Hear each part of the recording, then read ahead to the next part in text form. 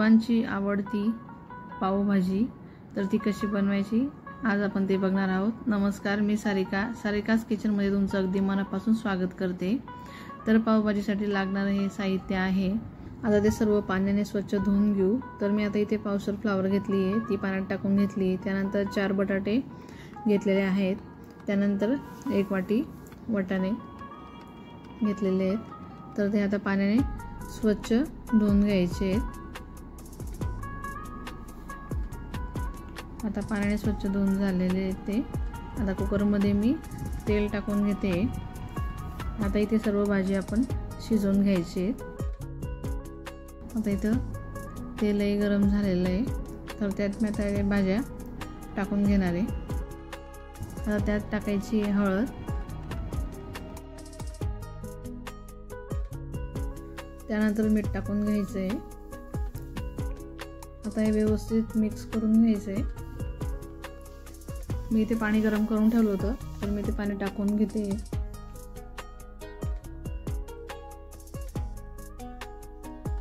आता याला छान उकळी येऊ द्यायची आहे। आता याला छान उकळ आलेली आहे, त्याला झाकण लावून देते आणि 3 ते 4 शिट्टी होऊ द्यायची आहे। तर मी इथे कांद्याची पेस्ट बनवून घेते, त्यानंतर टोमॅटोची पेस्ट बनवून घेते, त्यानंतर आलं आणि लसूणची पेस्ट बनवून घेतली आहे। तर मी आता पातेल्यात तेल टाकून घेते।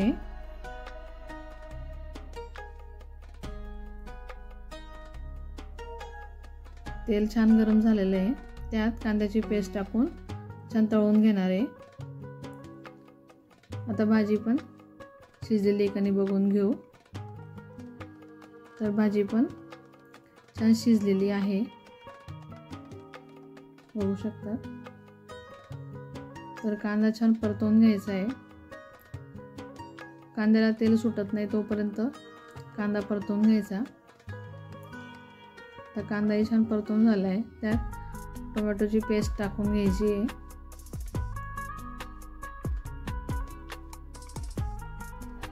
आता हे व्यवस्थित मिक्स करून घ्यायचं आहे। आता यालाही छान तळून घ्यायचं। कांदा आणि टोमॅटोची पेस्ट छान तळून झाली की त्यात बीटची पेस्ट टाकून घ्यायची आहे।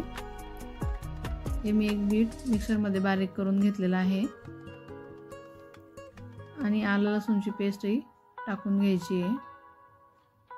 आता यांना व्यवस्थित मिक्स करून घ्यायचं आहे। आता याला परत 2 ते 3 मिनिटं तळू देऊ। भाज्या छान मऊ शिजल्या आहेत, तर मसालाही छान तळून झाला आहे। तर त्यात अर्धा चमचा हळद, 1 चमचा चटणी, 1 चमचा काश्मीरी मिरच पावडर आणि पावभाजी मसाला टाकून घ्यायचा आहे। 2 चमचे धना पावडर, हे सर्व व्यवस्थित मिक्स करून घ्यायचं आहे। त्यात मी थोडं पाणी टाकून परत एकदा मिक्स करून घेणार आहे, म्हणजे छान तेल सुटेल, मसाला जळणार नाही। छान ते तळूनही झाले, त्यात मी आता भाजी टाकून घेते। व्यवस्थित मिक्स करून झालेली आहे। त्यानंतर त्यात टाकून घ्यायचे मीठ, चवीनुसार मीठ टाकून घ्या। त्यानंतर त्यावर छान अशी कोथिंबीर टाकून घ्यायची आहे। व्यवस्थित मिक्स करून घेते। मिक्स करून झालं की त्यात टाकून घ्यायचे बटर।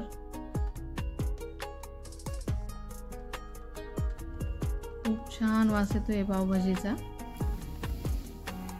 तर आता इथे ताजे लादी पाव आणलेले आहेत, तर ते आता शेकून घ्यायचे आहेत।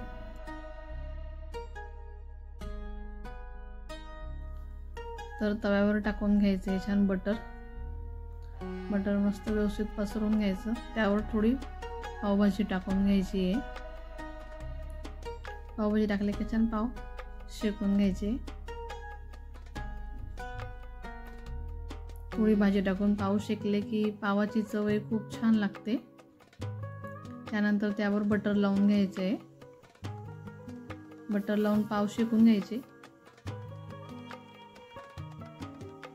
आता मी बटर पसरवून घेते।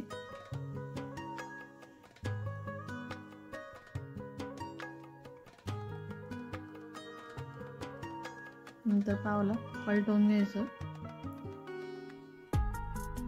बघू शकतात किती छान दिसत आहेत पाव, छान शेकले गेलेले आहेत। त्यावर छान अशी कोथिंबीर टाकून घ्यायची। दोघं साईडने पाव व्यवस्थित शेकून घ्यायचे। छान अशी पावही शेकून झालेत, भाजी पण तयार झालेली आहे, खूप चविष्ट स्वादिष्ट तयार झालेली आहे। तर तुम्हाला ही रेसिपी कशी वाटली ती नक्की कमेंट करून सांगा। व्हिडिओला लाईक करा, शेअर करा आणि चॅनलला सबस्क्राईब केलं नसेल तर प्लीज चॅनलला नक्की सबस्क्राईब करा।